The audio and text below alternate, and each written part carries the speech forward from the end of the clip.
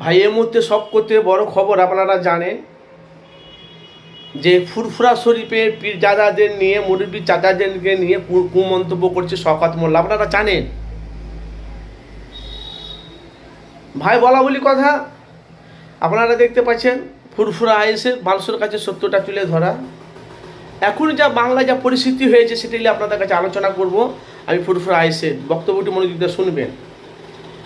আপনারা ক্যানিংপুর শওকত মোল্লাকে চিনেন, তৃণমূলের নেতাকে আপনারা চিনেন। উনি কিন্তু আগে সিপিএম করতো, সিপিএম ডুবে গিয়ে তৃণমূলে এসেছে। তৃণমূলে এসে আরাবুল শওকত কাগজ এদেরকে কিন্তু ছাঁটাই করেছে একমাত্র শওকত মোল্লা। ভাই আমার কথা নয়, তহসিল চাচাজানের কথা। তার সাথে সাথে কুমন্তব্য ছোট হুজুরকে অমিত শাহ মানুষের কাছে তুলে ধরেছে। তারপরে তোহা সিদ্দিক চাচাজানকে নিয়ে কুমন্তব্য করেছে, ইব্রাহিম সিদ্দিক চাচাকে নিয়ে কুমন্তব্য, আব্বাসকে নওশাদকে নিয়ে। এই হচ্ছে রাজনীতি। এখন সব করতে তীব্র কথা হলো ইব্রাহিম সিদ্দিক চাচাজান, তুই আমার বাপকে গাল দিলি, তুই আমাকে গাল দে না, আমার বাপকে কেন গাল দিলি? তুই আমাকে গাল দে, তুই ছোট হুজুরকে গাল দিয়েছিস। লক্ষ লক্ষ মানুষ যার দরবারে এসে তার জিয়ারত করে মনে হয় চোখে পানি ফেলে কানে। কিন্তু সিপিএমে হারমাত তুই ছিলি কেন আমরা জানি। কিন্তু এখন ইব্রাহিম সিদ্দিক চাচাজান বলছে ও যদি মরে যায় ওর জানাজার করা যাবে না, ওকে দড়ি বেঁধে ভাগরে ফেলে দিতে হবে। ভাই আমার কথা নয়, পীর আল্লামা ইব্রাহিম সিদ্দিক চাচাজান বলছে ও মরে গেলে পায়ে দড়ি বেঁধে ওকে ভাগরে ফেলে দিতে হবে, আর ওর জানাজারও পড়া যাবে না।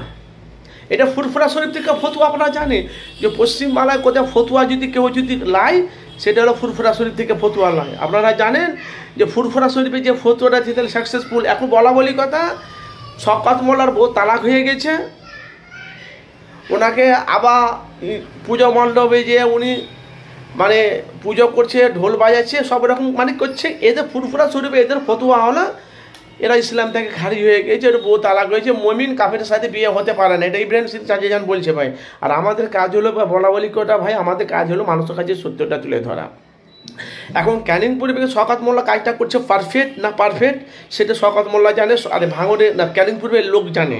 আর যেভাবে ইব্রাহিম সিদ্দিক চাচাজানকে যে ওনার বাপকে, ওনাকে আব্বাসকে নওশাদকে যেভাবে ছোটো বড়ো কথা বলছে, গেমটা কিন্তু কোথায় থেকে স্টার্টিং হয়েছে জানেন? গেমটা হয়েছে ঘটকপুকুর থেকে।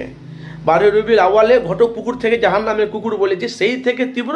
এখন সেই থেকে এখন আব্বাস নওশাদকে নিয়ে এখন মাঝখানে তোহা সিদ্দিকীকে নিয়ে এখন শওকত মোল্লা বিভিন্ন রকম মন্তব্য করছে। এখন বলা বলি কথা এখন ইব্রাহিম সিদ্দিক চাচাজান বলছে আমার পায়ে দড়ি বেঁধে ওকে ভাগারে ফেলে দেখাই যা। কেন সিপিএমে হারমাত ছিল।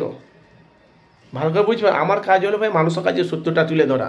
তার সামনে বিধানসভা ভোট। আপনারা জানেন যে বামফ্রন্ট, সিপিএম, কংগ্রেস, আইএসএফের সাথে জড়েছে। আইএসএফ চেয়ারম্যান নওশাদ সিদ্দিকী, তার সাথে সাথে ভাই ভোটে জিতবে কি হারবে আমরা বলতে পারবো না। কিন্তু এখন লক্ষ্য হলো সামনে বিধানসভা ভোটে বাংলার মানুষ কাকে চাইছে সেটি এখন লক্ষ্য। কিন্তু রাজনীতি ময়দানে আইএসএফের চেয়ারম্যান নওশাদ সিদ্দিকী ভাইজান আছে, তা আব্বাস সিদ্দিকী রাজনীতি ময়দানে নামার সম্ভাবনা আছে। তো আপনাদের মতামত জানাবেন। এখন শওকত মোল্লাকে নিয়ে কুমন্তব্য ইব্রাহিম সিদ্দিকী, ওনার পায়ে দড়ি বেঁধে ওনাকে ভাগলে ফেলে দেখায় যায়। উনি সিপিএমে সব করতে হারমাত ছিল। তো আপনাদের মূল্যবান আপনারা অবশ্যই আপনাদের মতামত জানাবেন। আপনারা জানেন বলা বলি কথা, আমি প্রতিদিনই মানুষের কাছে ভিডিওতে যতটা পারি আমি মানুষের কাছে সত্যটা তুলে ধরি। আপনারা জানেন যে সামনে বিধানসভা 294টা সিট, তার মধ্যে একটা সিট নওশাদ সিদ্দিকী সেই আইএসএফের দলটাকে বাংলাতে মুছে দেওয়ার জন্য উঠে পড়ে লেগেছে শওকত মোল্লা। এটা আপনাদের কাছে তুলে ধরলাম। আপনাদের মতামত জানাবেন 2026-এ আইএসএফের দল থাকবে না থাকবে না, আপনাদের মতামত জানাবেন। আর মূল হলো ভাইজান এখন ফুরফুরা শরীফের তোহা সিদ্দিক চাচাজানকে নিয়ে আর ইব্রাহিম সিদ্দিক চাচাজানকে নিয়ে এখন শওকত মোল্লা এগলে এখন বাংলায় এখন সব কিছু মানুষের ক্ষোভ। তো আপনাদের মূল্যবান আপনারা মতামত জানাবেন অবশ্যই।